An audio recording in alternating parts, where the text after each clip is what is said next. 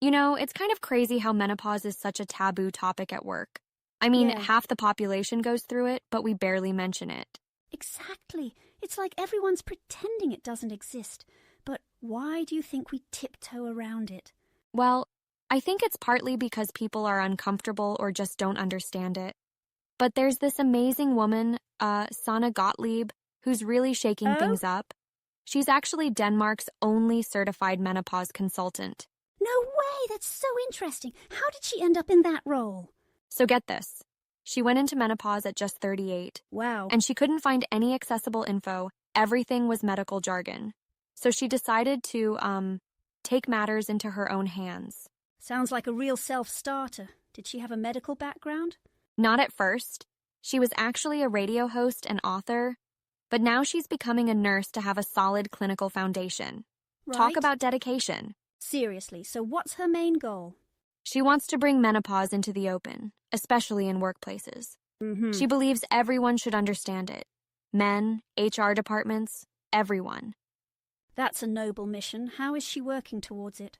Well, she started her own company, Meno Consult, to advise businesses. Oh, interesting. She's also conducted surveys and wrote a book called Climacterizild. Climacterizild. That's catchy. What's that about?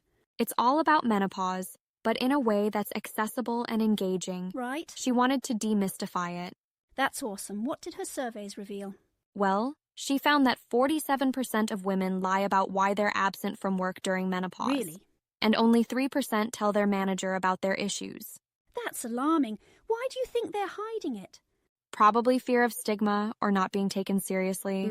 Plus, many suffer from insomnia, up to 79%. Imagine trying to work after no sleep. I can't function without my 8 hours, so it's a real problem. Exactly. And many are misdiagnosed and given antidepressants when they might need hormone therapy. Oh no, It's like treating a headache with a Band-Aid. that's not effective at all. So what can workplaces do? Well, Sana suggests simple adjustments. It's like offering flexible hours or creating cooler workspace areas. Yeah, Little things can make a big difference. but is it realistic for all companies to implement these changes? Well, it's about starting the conversation. Right? Even small steps help. If we can talk openly, we can find solutions that work for everyone. I get that, but some companies might see it as an extra burden. True, but consider employee well-being and retention. Supporting staff leads to better performance. It's a win-win.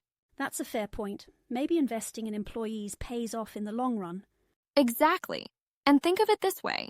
If nearly half of women are hiding their struggles, that's affecting productivity anyway. Addressing it Yeah. could improve overall morale. You're right. It makes sense to tackle it head on. Plus, Sana is pushing for menopause to be included in medical and nursing education. Oh, really? She believes professionals need to be better equipped. That could make a big difference. If healthcare workers are informed, they can provide better support. Exactly. It's like Yeah. training mechanics without teaching them about engines. Makes no sense. Haha, that's a good analogy. So, what's next for her? She's finishing her nursing degree and wants to engage politically to get menopause on the equality agenda. Ambitious! She feels it's critical for gender equality. I can see that. We talk about equal pay and parental leave, but menopause is left out. Exactly. It's time to include it in the conversation. Yeah. After all, it's a natural part of life, not a disease. Well, this has been eye-opening. Thanks for sharing all this. No problem. Let's keep the dialogue going and support this important cause.